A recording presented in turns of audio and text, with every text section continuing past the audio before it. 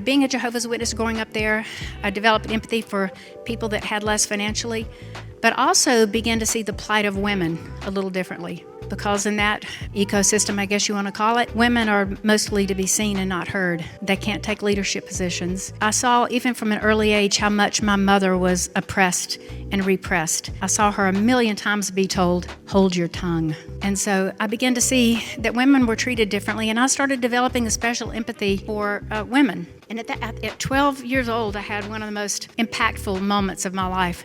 And that's when, for the first time, I approached my dad, scared to death, to talk to him about how he treated my mother.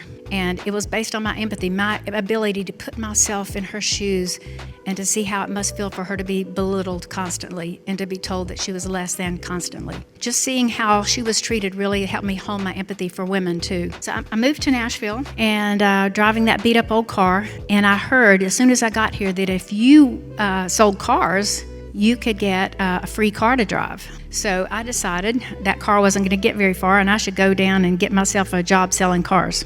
So that was about the time the Bluebird Cafe opened, and I hung out at the Bluebird for a couple of times and then knew I needed to find another dream, that I was not going to be a star. So went right down to Beeman Lincoln Mercury. It was on 8th Avenue South. There's a big apartment building there instead now. But I went in and told the general manager that I wanted a job selling cars. So he said, well, what do you know about cars? I was like, not much. And he said, well, what do you drive? And I said, that. And I pointed out the window at my car. You should have seen the look on his face. He was mortified.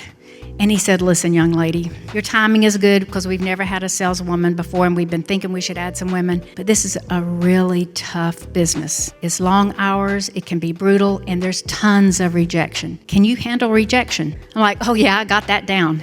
And he said, why do you say that with such conviction? And I said, because I was raised a Jehovah's Witness knocking on doors. So he laughed and he said, okay, I'm going to give you a shot at this under one condition. I said, yes, sir, what do you want? And he said, promise me you will never park that piece of shit car on this lot again.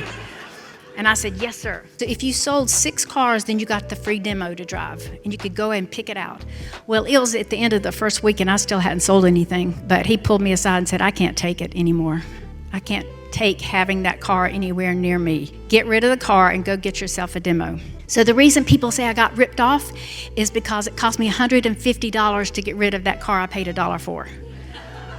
But again, I would still love to have her back. The car business is brutal, especially for a single mom. Long hours, and I did what I thought was well in sales, but there's still not enough money. And so often, at the end of the month, I had to choose between paying the daycare bill or paying the light bill, but I couldn't do both. And so my daughter and I very often went without electricity for 7 to 10, sometimes 14 days at a time until I could scrape together enough money to pay the lights. It was in one of those times when Mom and Dad came to visit. I didn't have a phone because this is before cell phones. Does anybody remember before cell phones? And so Mom and Dad just showed up on my door, mortified that I had no electricity. And I was like, but guys, look, here's a cooler. I've got milk, it's got cheese, it's got the basics. You can look at us, you can tell we're not starving to death. We are fine. And mostly we were fine. We learned to take really quick cold showers and we were okay. But sometimes we weren't okay. I think the worst thing that happened, which really helped hone my empathy even more, my daughter got her foot cut on the playground. And I cleaned the wound as best as I knew how, but day by day, it looked worse. So about the 5th day, I had no choice. I had no money. I had no credit cards.